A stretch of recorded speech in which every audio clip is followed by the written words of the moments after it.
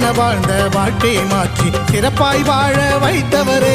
புலிகரை நோக்கி புறப்படுவோம், நம் கருப்பனின் அருளை தினம் பெறுவோம்.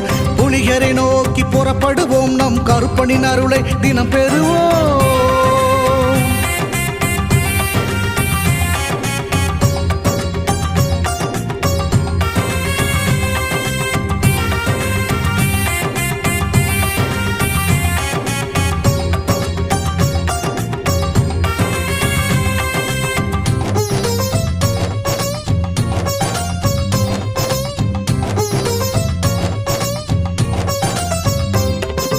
தங்கமும் வைரமுமாய் வீட்டில் தங்கிடும் என்றே ஆசியும் அவர் தந்தார்.